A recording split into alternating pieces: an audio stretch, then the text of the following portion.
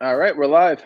Boom. Another episode of We Gotta Believe. We are here. We are post All-Star break, or I guess it's technically still the All-Star break for everyone listening to this, either on Thursday when we record or Friday in the morning before we get going. But the second half is on its way, the official second half, I should say, because you know why, Kyle? Just like always, summer is flying by, the baseball season is flying by, and that's why you got to get yourself a nice, cold, refreshing Coors Light, because it is the official beer of slowing down summer. We need to just take a breath and enjoy it. I know it's humid outside, but that's the Coors Light. It cools you down, and you just got to enjoy the sun because, trust me, once we get to that October baseball, we're going to be in the stands freezing our butts off, having fun, celebrating responsibly. But nonetheless, we got to get our Coors Light because that is the beer that has made the chill. It's the beer that's has helped us chill since opening day. It's the beer that I hope is going to construct a bullpen for Edwin Diaz to warm up in on his own for non-safe situation. And as we always say, Coors Light is cold lagered, cold filtered, and cold packaged. It's literally made to chill. Coors Light is the official beer of slowing down summer because as the beer that's made to chill, we want you to savor every second of summer. Get Coors Light summer packaging straight to your door with Drizzly or Instacart. Celebrate responsibly. Coors Brewing Company, Golden, Colorado. Send us those little chill sunglasses on your face, Instagram, Twitter, all that good stuff. And we are here, Kyle, for the second half. Boom. And you want to talk? Yeah, we are. You know what else you got to stay cold? Polar bears got to stay cold. And by the grace of God, we had decided that we were going to do one episode this week because we didn't really know after the first half of the two Pirate series how everything was going to shake out. And if we had done a Monday episode, we would have been talking about that Sunday debacle, that, you know, the bullpen game from hell, all that kind of stuff, the slow bleeding to death. And instead, we get Polar Bear Pete going to the home run, doing what he does. All I do is win, no matter what. Also, actually, let me also say, as I've been rambling for the first 2 minutes of this podcast or whatever, KFC is out today. He'll be back next week. He has a bunch of shit to do, so he's coming back a little later. He's kind of like our Jacob deGrom. We're gonna save him for a couple days here. You'll get him soon, but he's like his guy. He's like JD Davis coming through in the second half. Oh man. So Pete, so that we have nothing but, you know, Mets Twitter, Panic City, all that kind of stuff after the Pirates game, and then Pete Alonso, Kumar Rocker come, and everything is fucking gravy again. I mean, I know everybody at the company was jumping on the Joey Gallo train. They were like, you know, he hits 500-foot bombs. All he does is hit home runs. His swing is perfect for the home run derby. You're not wrong. But you're also not going up against Pete Alonso, who, like, all he does is hit fuck bombs. Yeah, all he does is was made for the home run derby. You want to talk about somebody who's made to hit bombs? I mean, you know what it reminded me of? Remember the home run derby with Jose Abreu? Yes. Was it Jose Abreu? Or was it Bobby Abreu, where literally it was like, this isn't even fair. Let's just stop the competition now because he hit like 40 in a round and like they couldn't stop him because it was just so effortless. That's what it was. David Joust was just putting it on a tee for him over and over and over again. I'm like, there's no shot he's losing. And like people on Twitter were a little bit upset with getting the feel-good story of the year stomped out. But sorry, Trey Mancini. Oh, well, that was the thing. So obviously the first thing was it was the Ohtani show, right? It was Showtime show. It was all about him. Then he goes and he's just peppering the nicest line drives you'll ever see. You know, singles in wiffle ball. Yep. Those weren't even doubles in wiffle ball. He was in singles in wiffle ball, and it's like, oh, well, that's over. So what are we going to go to next? And Trey Mancini was an awesome story. I think if Pete couldn't win, I think we're all rooting for Pete. Trevor's story was a story as well, going, you know, the hometown guy in Colorado, all that kind of stuff. And Pete just goes out. And after that, like, not even the whole first round, about like the first half of the first round, I was like, oh, yeah, that's right. Pete Alonso is made for this shit because it's just like it looked like a video game. It just was going to like the same part every time, going far as fuck. And I'm just like, the man was born to make fuck bombs. It's basically like watching Joey Chestnut eat hot dogs. It's like that dude was put on this world to hit fuck bombs in Coors Field, no less. So it was an absolute just domination. And, you know, people were complaining, you know, being like, oh, well, you know, the overtime with the Soto and, you know, that's wearing him down. didn't matter. But Nope. I think the announcers at some point forgot that Pete had like the bonus time coming up because they're like, oh, I don't know if he's going to do it. I'm like, guys, he has the bonus time. He's going to do it.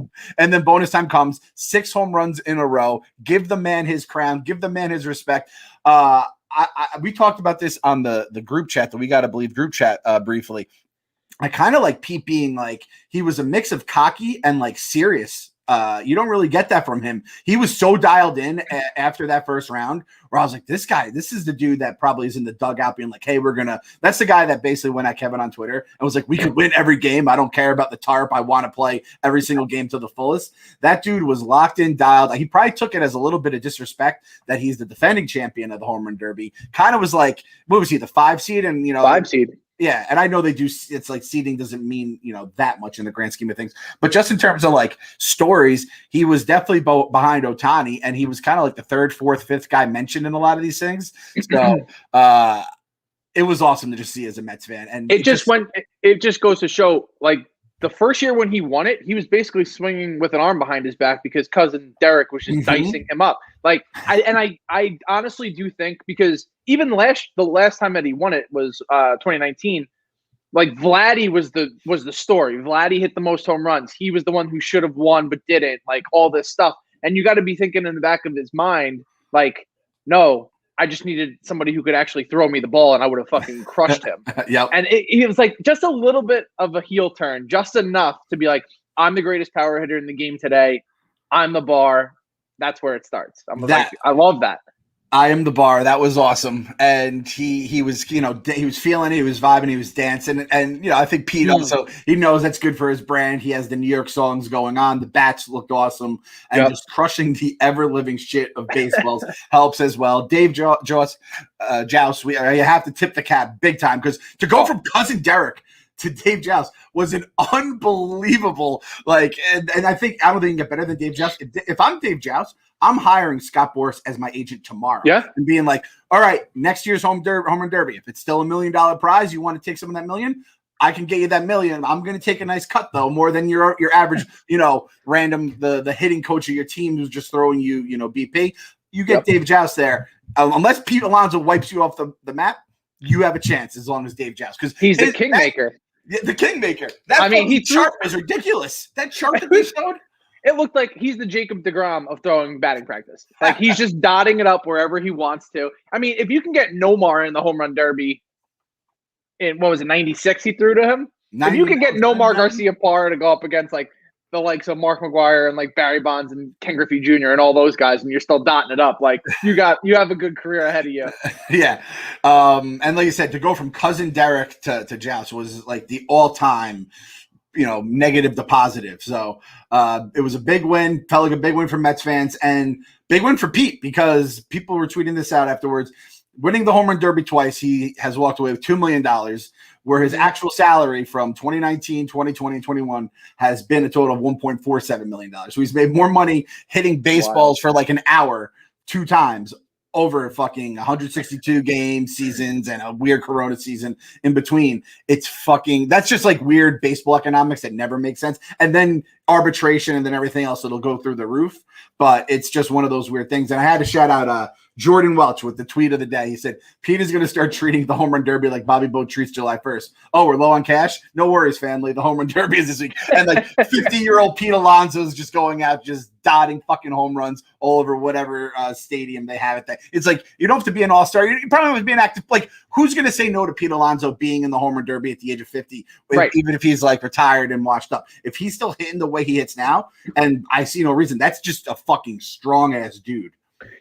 So they asked him already in like the post-game press conference. They were like, oh, now announcing the 2021 home run derby champion. And he says back-to-back. He makes the correction. Yeah. Back-to-back home run derby champion. Then they asked him if he wanted to try to three-peat. And he's like, oh, I don't really know. I'm not going to commit to it at this time. If you think next year in California at Dodger Stadium, he is not going to put on another show and go for a three-peat and be the first person to ever do it, I don't know what to tell you.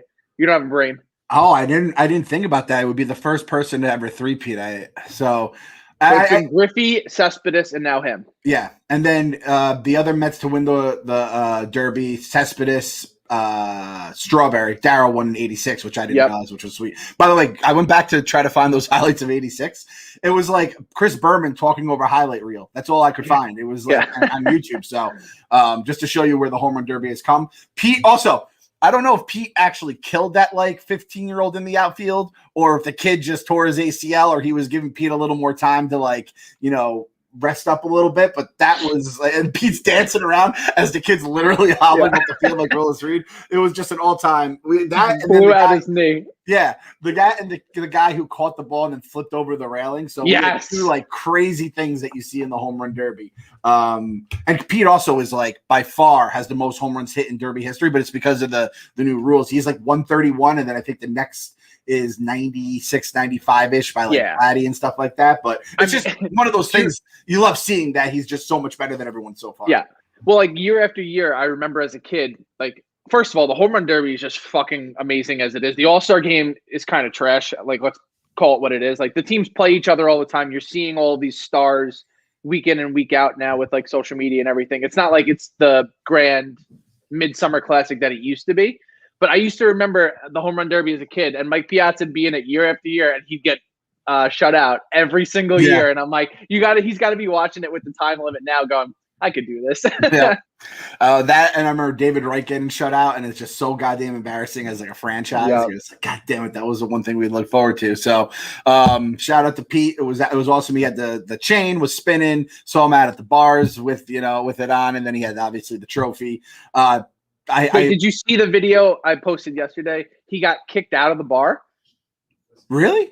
Yeah, he didn't do anything. The bar was just closing down, but he's literally got the home run derby chain around his neck. It's not like he's not pulling like a "do you know who I am" situation. Like, they clearly know who you are. The highlights are on the TV in the background, and the waitress is like, "Everybody's got to go," and he just looks like in total shock. Like, are you got to be kidding me? Oh man, that's no respect. I wonder if Pete is like, I could see him being like a little like, listen, I'll be in the home run derby next year, but I want to be as an all-star, not as, just a visitor. So that could be, I feel like that could be his long game here. Cause I mean, it's like, he wasn't an all-star this year. I don't think anyone could say he was, but if he was healthy all year, he might've been, cause he is just fucking, he's caught on fire like a couple of the guys on the squad. So, quietly hit 17 home runs in the first half. Quietest 17 home runs in history. Unbelievable. And then, like I said, the game comes. We have one All-Star actually playing. Obviously, Jake took off, which I think every Mets fan who's rational is very fine with. And Taijuan Walker comes in, gives up a moonshot, and then that was it. And at that point, the game was already over in my mind. I thought it was Vlad. The second he hit that ball, the game was over. So, and Taijuan Walker just has a beautiful wife, great life, just doing his thing, and happy. So, shout out Taijuan. Everybody gets an inning of baseball in, and I feel like that's always good for like a player that worked to get back to get that kind of recognition, and hopefully that kind of like springboards him for the second half here. So, and then, in addition to all the Pete stuff we had going on, I don't know anything about the baseball draft, the MLB draft. I really don't follow. I definitely don't follow high school baseball. And then college baseball, other than the hashtag grow the game movement that we just had this last year, I'll watch maybe an inning of it if it's something that's going viral on the internet. I'll check it out if it's a close game. I watch more of the Little League World Series than I do the College World Series. And but I did know of Kumar Rocker and Jack Leiter just because it's been a full year of people talking about them. We have a lot of Red Sox fans in our life, and when they were tanking, trading away Mookie, all that kind of stuff, that's all I heard about was Kumar and Leiter and blah, blah, blah, blah, blah.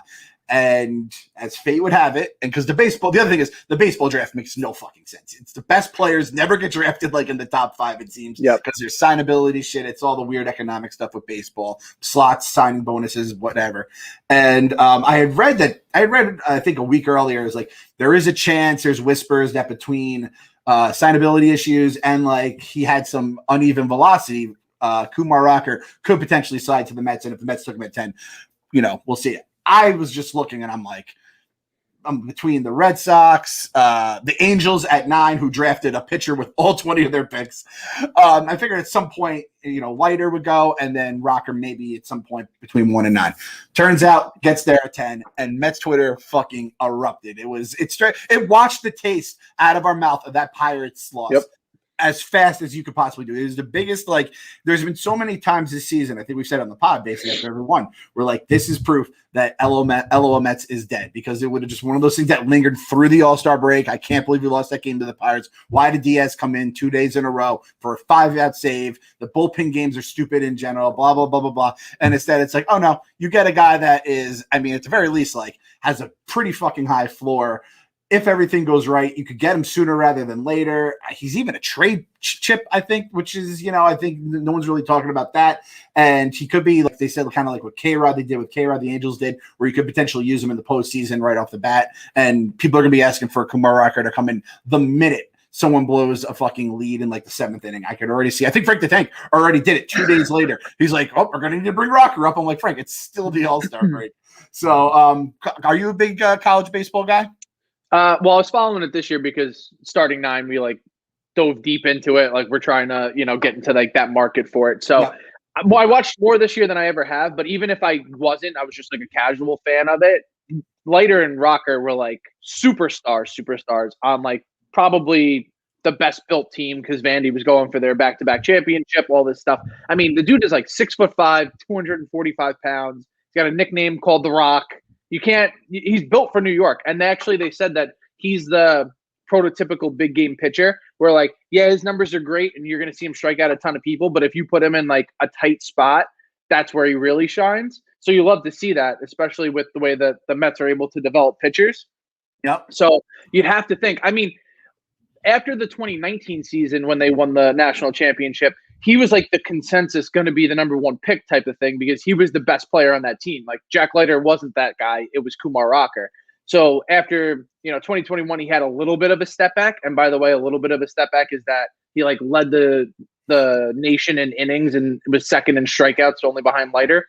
So the guy's a workhorse. He's gigantic. He's got the NFL pedigree because his dad was a former pro. So he's got the body for it. He's got the makeup. I think he's going to be – anyone who's saying he's going to come up this year, I think it honestly might be a stretch. Not that his stuff wouldn't play because his slider is like plus.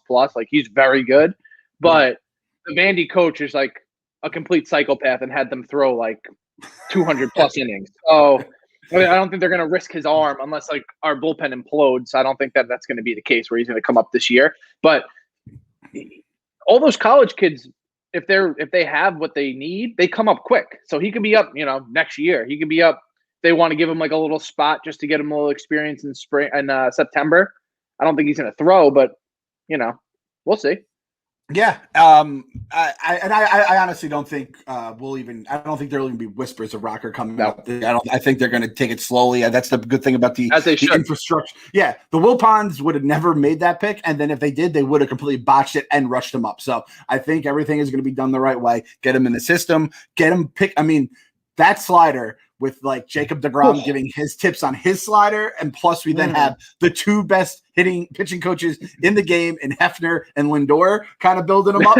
I mean, Kumar Rocker is going to become a first battle holder by the time it's all said and done. And if he doesn't, like the baseball, this is all I ask from the baseball draft. Just give me excitement for a few days. And then I like forget these guys for a while. You see them in like your top 10 prospects, in spring training and stuff like that. You get excited whenever they do get called up. You get excited again, and then you don't know if these guys are gonna like. The draft is an inexact science in all sports. It's crazy how inexact it is, and in baseball, I feel like it's even the most because you deal with such a wide array of, high school guys in college, guys who have done a whole bunch international of players. Like we drafted the 14th overall player internationally who's like a center fielder. Like we don't draft him though. We just were like, hey, here's $2.5 million. And if they're giving like some young kid from the Dominican $2.5 million, you'd have to think that he's going to be pretty good.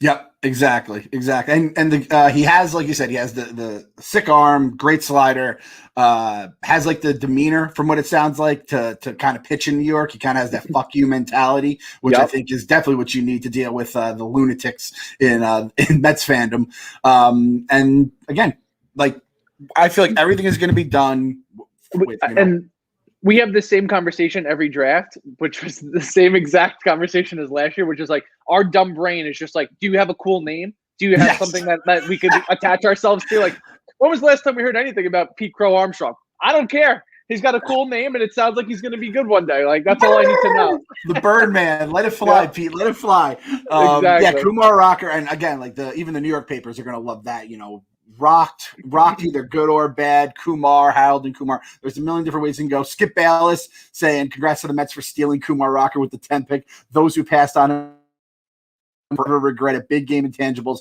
Another great product of America's best baseball program, Vanderbilt. And that's just Skip being a Vandy fan and all that kind of stuff. I did see we got at One Shining Mets, the guy who gave us that awesome bracket from last year. This was the stat that made me like fucking fall on the floor. Kumar Rocker threw 600 breaking pitches this year and only allowed 12 hits on them. That's DeGrom kind of shit right there, right? I was cutting together his highlight reel, and the guy throws like 96 to 98 miles an hour, and I can only find like 2 highlights where he's throwing the fastball because then he just uses it to set it up, and then he buries the slider. So as long as he's getting those swings and misses, like that plays. That plays big time. And again, the whole thing was everyone, the signability, like how many times with the Wilpons or just in general with baseball, it's like the deadlines are coming and you don't know if they're going to sign and it goes back and forth. The next day, it was like the Mets are agreed $6 million signing bonus, like $1.5 million above slot. And it's like, oh, okay, sweet. Like that's fucking awesome. Thanks, Stevie. And everyone's like, well, it's not Uncle Stevie. It's a matter of, now there are other guys that are going to go under slot. It's like, I don't give a fuck. Just give me guys that are going to be good. If you have guys who are smart in the front office, analytically or whatever, just good scouts, they could find guys in the second, third, fourth round. Those guys might pan out. They may not. It's the fucking baseball draft. But if I have Kumar Rocker basically was a fucking breath mint to get the fucking taste of that goddamn Pittsburgh game out of my mouth and out of Mets fans, because I know we would have heard a lot of fucking crying on the timeline the last couple of days during this like week of no baseball. That would have been the last memory Mets fans had. I'm happy that we were able to kind of just wipe it out, and we're looking good now, right, Kyle? We're looking good. I mean, the Diaz thing, when he put him in the 8th and he barely got out with his life, I was like, you can't put him back out there in the 9th. He's had such a good first half. You don't want to zap his confidence, and that's exactly what Rojas did. And then we lose the game, and it's like we're up 5-0, all this shit. But I don't know. I'm cutting out here. I don't know if you can really put it on him when it's your guy's supposed to be the one who closes, and like that's what you're supposed to do. And it is what it is, but that was a tough one, especially with like, I don't know if you saw, we're doing like the Barstool boost for Smitty and the Phillies to win the division already, which is like pissing me off. But we're up 3.5 games and they have the second easiest schedule. So like we still have our work cut out for us. We need to like make sure that we're coming out of the gates roaring and ready to go. But I think they have Stroman tab for Friday. Yeah. So I saw that, and we have the 5th hardest schedule in baseball. But I'm gonna like spin zone it like it. So that means we had the easy schedule in the first half. They had a tougher one because it's basically all the same in the division. But like we needed that easy schedule considering just how many injuries we had. Now we have everyone come back healthy. We're going to be facing better teams, but we're going to be a better team as well. And plus, I think we're also going to be buyers at the deadline, and I think we could be big buyers at the deadline. Where I don't think the Phillies can really buy like that because they bought everything. They bought Harper. They bought Wheeler. They bought Real Muto, all that kind of stuff. Where I think the way we're going to go about it is going to be a lot wiser, and Uncle Stevie will just blow the fuck up on the luxury tax, where the Phillies owner was like, I don't know if we're going to be like, he ended up getting Real Muto back. But I remember he was like, they said they wanted to spend foolishly. They did that. I don't think you could keep spending foolishly. Cause I remember he was kind of being like, we got to kind of pump the brakes a little right now, guys. So we're going to be buyers at the deadline. We're healthy. A tough schedule is what it is. But I mean, I just love our team. I love our fucking team. I don't know how Nimmo does it every time he comes back, because he's always hurt, and then he comes back and I'm always like, oh, well, let's see what we get. And he right out of the gate, he's just like, I can't even explain what he does for the team, because he doesn't necessarily even have to hit the ball. It's like just the second he gets on base, you relax a little bit, and everyone in the lineup relaxes a little bit. Him leading off in front of Lindor has already proved to be like the equation if Lindor's going to have a huge second half. Yep. And then you got VR here and there that could come in and be like a little spark plug too now. I don't know what's going to happen. What do you think should happen with JD Davis? Does he come back and they split time, or does he get the starting spot back right away? Because you got Guillorme too and Peraza. Yeah. And Peraza, a lot of guys. It's like an embarrassment. Good problem. And like and Peraza. All right, listen, I love Peraza.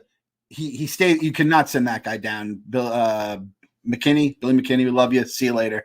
Peraza, you need to have just for like the 7th inning or later. He's our specialist. I love it. Jose Peraza is what Braves fans think Pablo Sandoval is. I haven't heard about this fucking Pablo. He must have had a couple big hits beginning of the year because every time he comes against us, we fucking dust him. We wipe him off those stupid fucking panda bear masks. And I love panda bears. I love them. But I don't like that asshole taking the name Panda this long. He lost Kung Fu Panda once like Carabas like buried him on Twitter like 3 different times. I'm done with this fucking. The second he broke his belt when he swung. Yes. As a man who has gone through belts himself. I just thought of Frank the Tank fashioning his own belt, just making it. What a fucking maniac that guy is! But it just kills me too that I hate like the Braves. They got Kung Fu Panda down there. They try to take the big sexy thing with Bartolo. They absolutely flopped with it. Like, and if we had Sandoval, we would love him. But Peraza, I think you have to keep. Davis versus VR.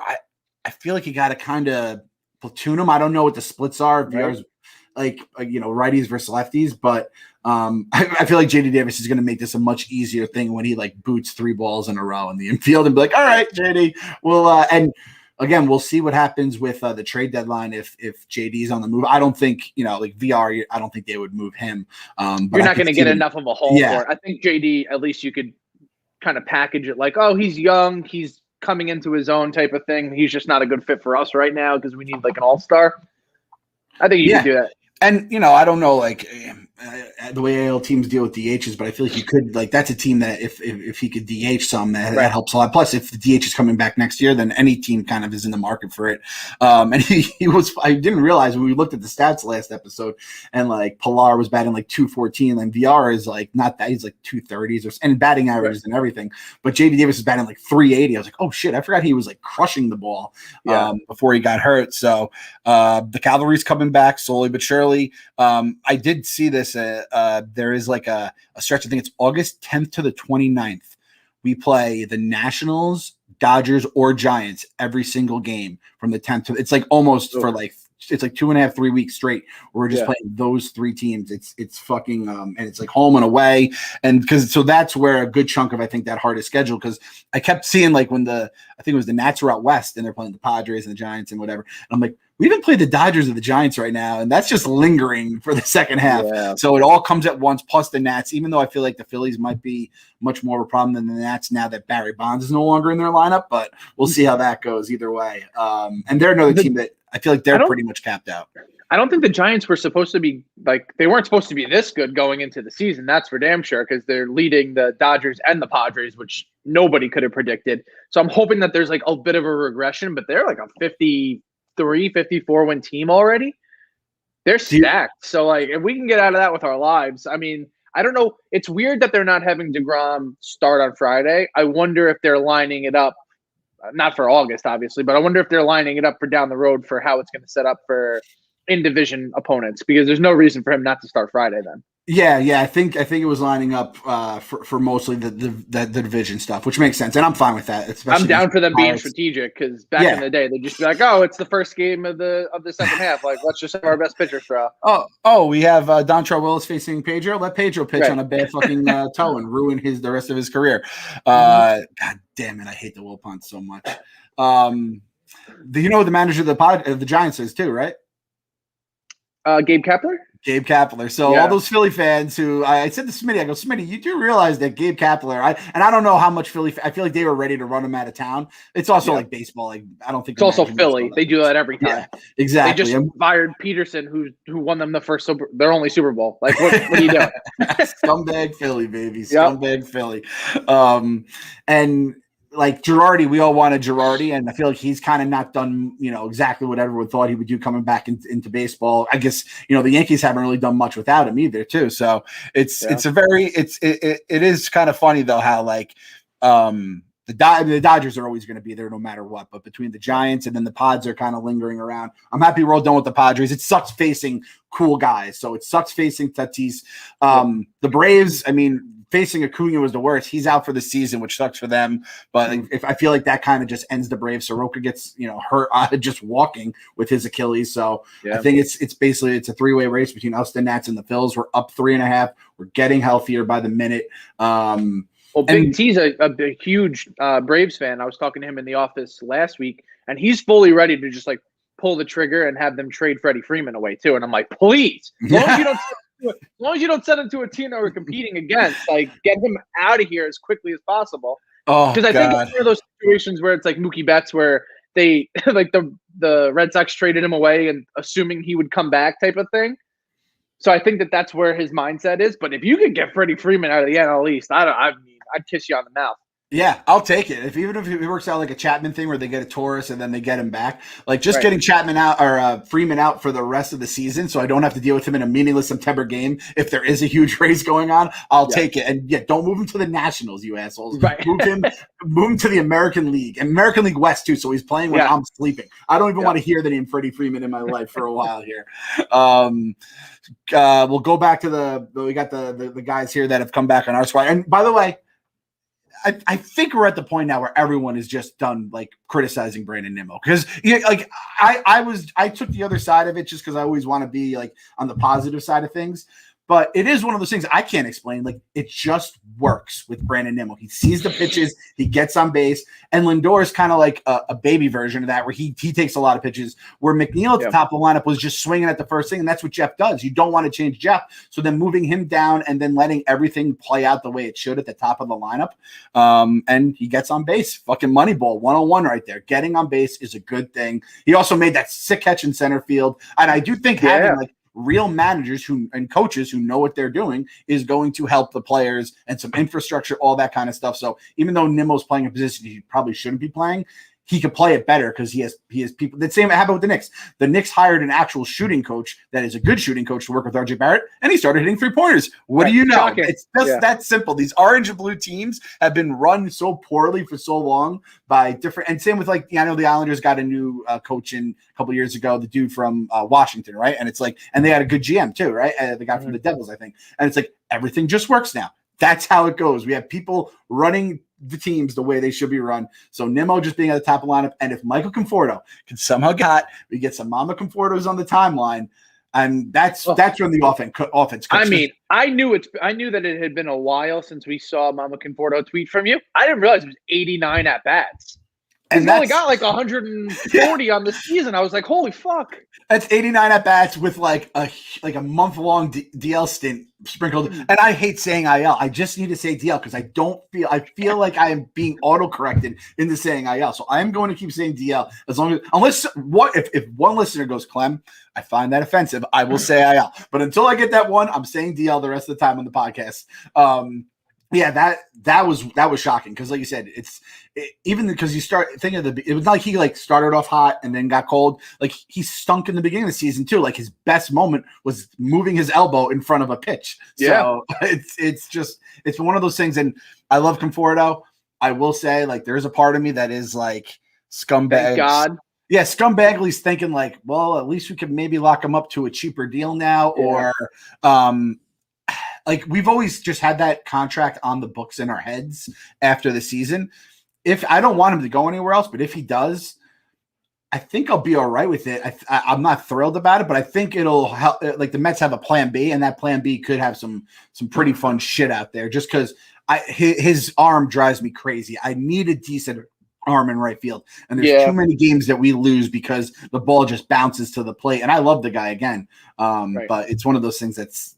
Hey, but if he gets hot, we're going to be good because if Pete hits, we know Pete's going to hit. You know Lindor is going to be good. You know Nimmo's going to get on base, all that kind of stuff. But Conforto, he just has these crazy swings, and then, everything gets accentuated because when he starts struggling, that's when everyone gets loud about it. So all you see is Conforto and everyone wanted to trade him or cut him or whatever. Yeah, so, I don't think that it was like – I don't think that this is the norm. I do think that this season's the outlier. And it's tough to say that because he had those 2 seasons where he was hurt. So we've only seen like 2.5 maybe years of his career where he's been like that guy. But I always liken his stats to like Tony Romo. Like you'd watch Tony Romo in a football game and you'd be like, this guy fucking sucks. And then at the end of the year, you look at his stat line and you're like, holy shit, like he's a great player. He's a top tier player.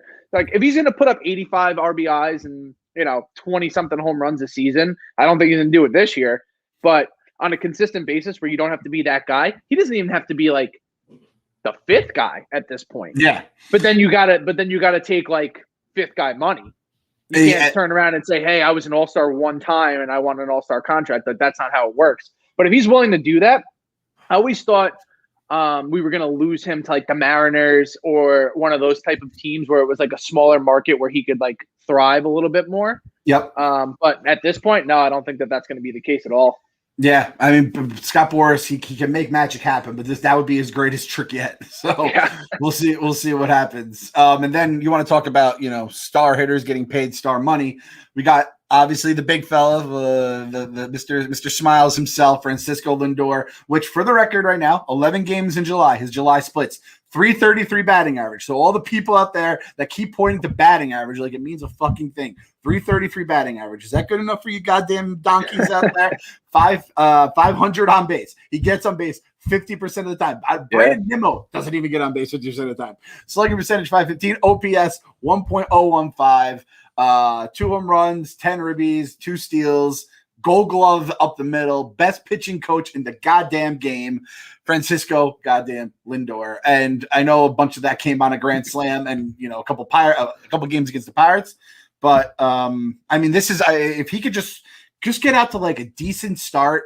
I'm actually I want the Mets to be on the road so he doesn't hear the boos whenever he does make an out and all that kind of stuff, which is like so sad to say. And I know Pete's been crazy good outside on the road this year. It's one of those things. I think he only has 1 home run in Citi Field. Yeah, it doesn't make it's not David Wright. Or maybe 2 now, but yeah, we completely butchered his power alleys. Like it just feels like one of those.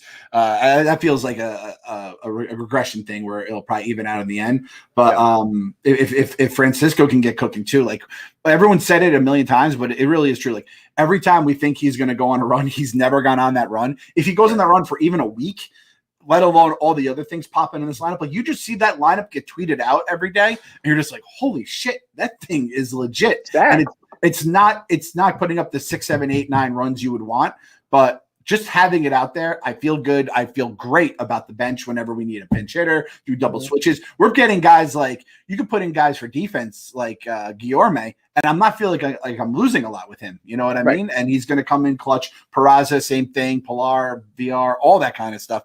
So we're at the point now where it's like all 25 guys in this team, I feel fucking confident in, which is a crazy. It's a complete squad, and they're like. I saw because at the All-Star break, all the writers have nothing to write about. So they're like, oh, where are the Mets World Series odds? And they were like, you wouldn't be surprised if they're like a top 5 team to win this thing when it comes down to it. Like, yeah, they have a bad record compared to all the other first place teams, but like they're physically built to win.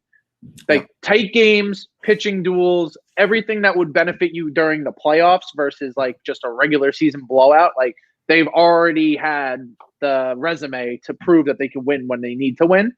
And with Lindor, especially, he was struggling so much from the left side. And all they're doing is facing righty pitchers for the most part. So he's got to bat lefty. So if he starts hitting from the left side, as he has from the right side, I think he's going to end up. What do you think? What's realistic for he's hitting 227 right now.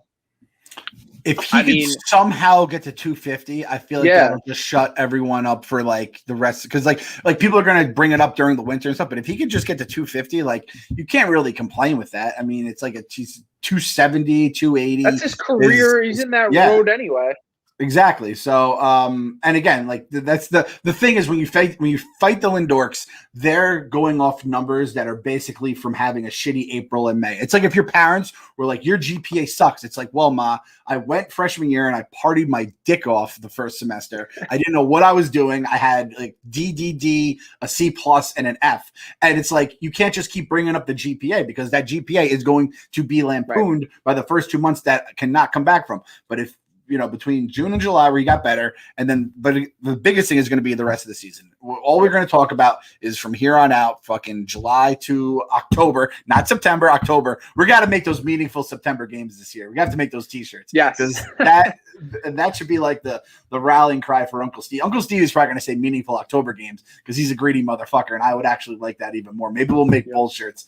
But that's all it's going to matter with Francisco is the rest of the year. The batting average idiots, they're going to bring it up all season. At this point, it just like bounces off me. It's just, you're not a baseball fan if that's all you're talking about. So, and I think the biggest thing that we're not really discussing is like, we definitely need a 4 or 5 guy in the rotation. I think that we've survived just as long as we've had to, but at this point, like when we're running out McGill and Eichhoff and whoever else we're throwing in at this point. Like, if Carrasco's not coming back and he's doing his minor league stints right now, if he's not coming back as the pitcher that we were expecting him to be, we haven't seen him throw all year.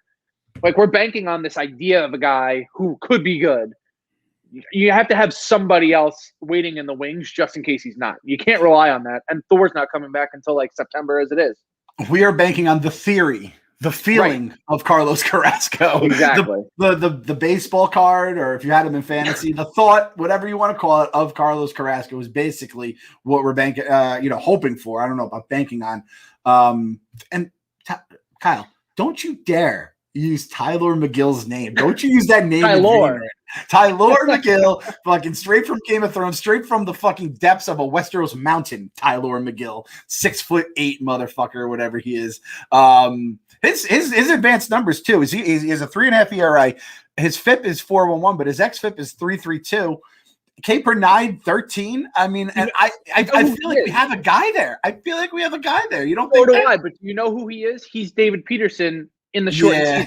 And if he continues to be that, great. But if not, like, there's just not enough body of work for you to be like, yeah, that guy's going to be great. Like, once they get the stats on him and like his tendencies and shit, you don't know what's going to happen. So you have to have like a seasoned veteran who's had like some sort of successes, like a 3, and then maybe you just slot him into the back and he can dominate like every other team's shitty pitcher. Yeah, and we're just completely like shuffling guys in and out, trying to figure, and guys go. Everyone's getting fucking hurt. Like, we're bringing the guys up, they get hurt. Right. That's Bayuka guy. I saw he got hurt. Obviously, Yamamoto got hurt. Peterson's out with another month and a half. So, And then, I mean, I'm not expecting anything out of Noah. Calling Noah Loki at this point too is almost like a nice thing to do, because Loki's become is the hottest name in the MCU right now. So, but I'll take any sort of like. I'd just love to have Noah back just to have another arm out there, because I don't know what the fuck. Steven Lightbig said this too, and I was going to bring this up. Chris Bryant and Zach Davis for Davis and a couple of prospects not in the top 5 or 6. I feel like the Bryant and Davies. No, is it not Davies? Who's the other guy? Hendricks. That's the guy I was thinking of.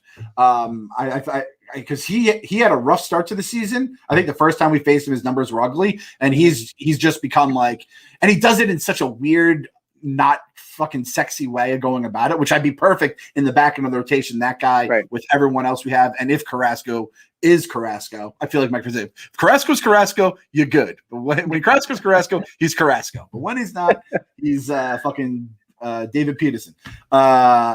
Between Hendricks being there with Chris Bryant, I feel like that could be. They did that with the Lindor trade where they got Carrasco. I could see them kind of doing a 2 birds, 1 stone. And I love 3-team deals, Kyle. I love when you start sending guys all over the place. Remember that one back in the day? It was like Granderson went to the Yankees, Scherzer went to the Tigers, Ian Kennedy went to the D-backs, and I just love when you have like a bunch of shit prospects going everywhere. So it could be something that's as smooth as a 2-team trade where you do something like that, where you get an arm and a bat, or you could just do a 3-team, 4-team fucking crazy deal. That's going to basically be the next, 2 weeks of this podcast. It's going to probably be trying to figure out, speculation. If we want to get another bat, where we put it. Thing is, like a center field bat, I mean, it's hard to get a good center fielder with a bat. And then if you do that, the guy who has been the complete catalyst to our team, you then have to move, and then you have Dom and Conforto in those spots. So it's going to be really weird. I'm not Who's envious. Untouchable in your book?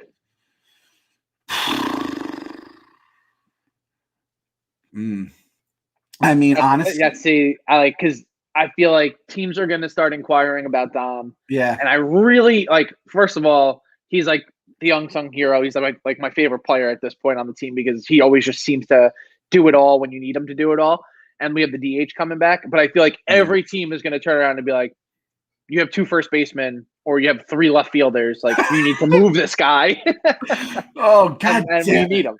So he's untouchable in my book, but I feel like that's going to be some sort of speculation at some point that's what's going to need to be done, because Davis just isn't like the draw that you need it to be. They're not going to trade Dom for like Chris Bryant, because it's a rental. But I mean, if it's something where you can get like a big player, I don't know what you do. If there's a player where it's years of control at a decent price and the guy is legit, I can move Dom. Dom's not untouchable in my book because when I was like that audible groan I let out because it comes back to before the season started where we all thought it could be Dom. So 5